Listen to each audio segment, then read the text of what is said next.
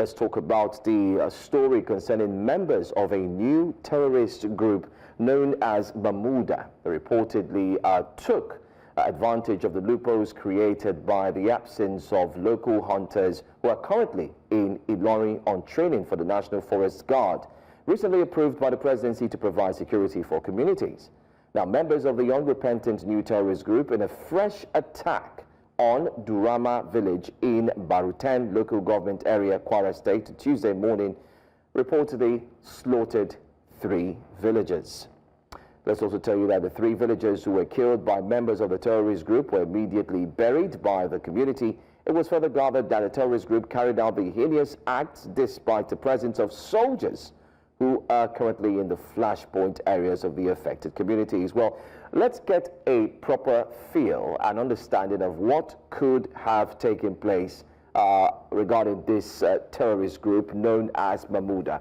Our reporter is on ground. His name is Emmanuel Bagudu. Good morning to you, Emmanuel. I can see that you've made your way inside. Can you quickly share with us what's this controversy surrounding the fact that, you know, hunters have gone on training, they need to be fully equipped because of the president's directive.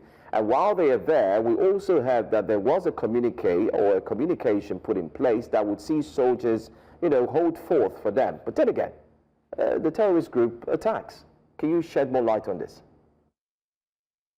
Yes, you know, these Mahmuda terrorist groups are actually groups that have actually run away from the Sahel due to the intense pressure of military operations from the Sahel. You know, some of them, you know, ran away from up north, talking about Sokoto, Kebbi. Of course, there was a peace treaty between Governor Obasani and the terrorists in Kaduna, so there is no way they can settle there. So the only option they have is to, you know, move down south, and that's where they found a little refuge in Kwara State. You know, Kwara State have been a little bit peaceful, so that is where they actually found refuge.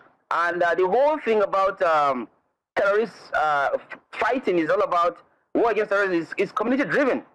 So it's what these guys do is that when they go into these villages, they take advantage of the vulnerability of these villages, and then, you know, relax with them, and then, you know, give them some kind of fake you know, refuge. These are hard to reach areas. You stay with these guys, these villagers, and before you know it, they infiltrate the communities.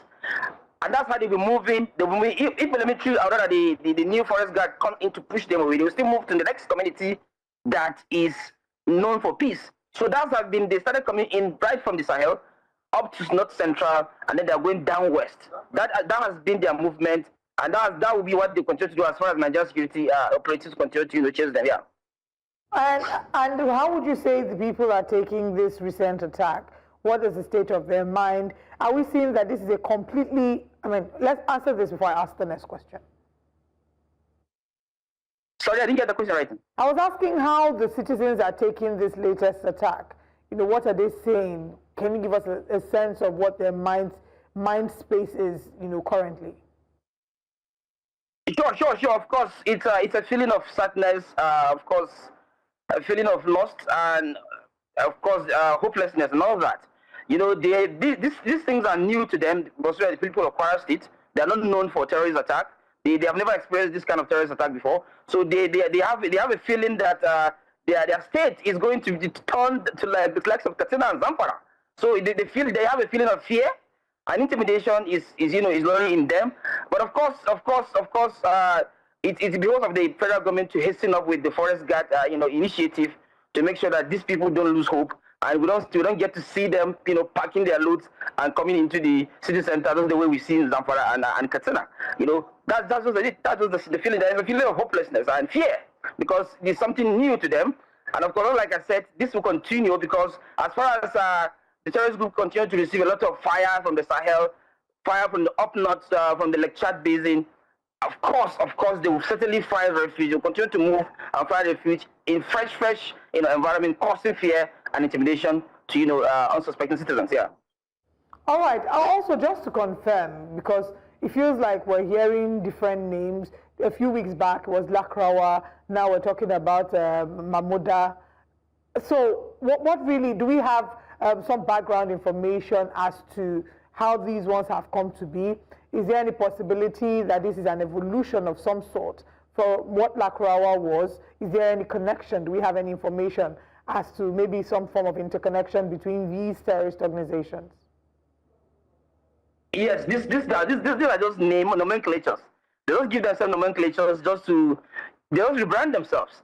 When you look at the way things are, in Kaduna State, there was a peace treaty between the terrorists and the government. And some of them ran away and go into neighboring Niger State. Some of them moved to Katsina and Zamfara. Up northeast, of course, there is a lot of heat, firepower from the military. Come to the northwest, you see a lot of dispersal. They disperse these terrorists. So they go back and then they regroup and then they give themselves a brand new name. These names are not, they're those funny names. They just create them just to, give themselves a kind of sense of identity. But they are not new.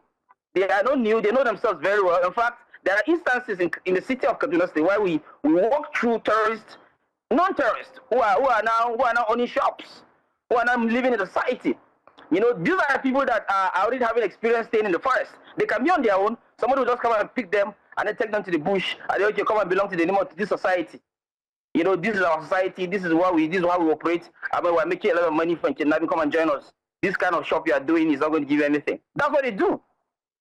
There are instances like that. We have plenty of that in Katsina, where we have a lot of recovery programs talking about de-radicalization programs, and then in the course of that, you see the terrorists going back into the bush again because they're already used to a lot of money. So they are not new. They are not new. Most of these people you see creating new groups are people that have been dispersed by the military, and then they are coming back to create the organization so that they can continue. They have this unrepentant spirit, so to say. Yeah. Finally, from my end, just a few hours ago, Benue State, the Middle Belt, is mourning again. 43 persons killed, we're told all Christians, and they were killed by Fulani, purportedly, headsmen.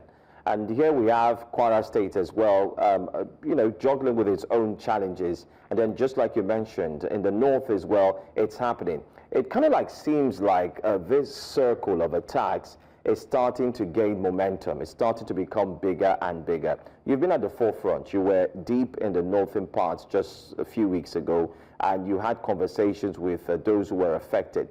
From your own view, can you also shed more light on the good things that the military is doing? Because it seems like nobody's really talking about the progress that they've made.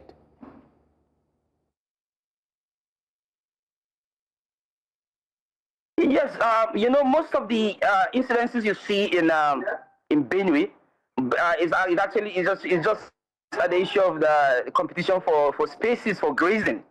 That's what gives Benue a different issue. The fresh mangrove fresh water for grazing and all that, the spaces for agriculture and all. It's just a simple. The question has to do with a lot of policies. Yeah, with a lot of both state and federal government have to come together and create these policies. The people you see attacking innocent citizens in Benue are mercenaries being hired by most of the people interested in grabbing land from the people of Benue. And of course, when they come and they commit this mayhem, they go back. It seems not to trace them. When they are arrested, you discover that these are unknown faces. So it's a question of the issue of Benue has to do with policy, because spaces for grazing and spaces for agriculture has been the bone of contention in the case of Benue. And of course, we have a very strong military presence there, Operation Safe Haven, which have been doing its best, to curb the menace of these attacks. And we hopefully, we believe that with the non-kinetic aspect which they're introducing, they have also non-kinetic actions like ground table, town hall meetings, and all that. Hopefully, these things are going to be nipped in the bud. Yeah. Town hall meetings that New Central has been at the forefront of.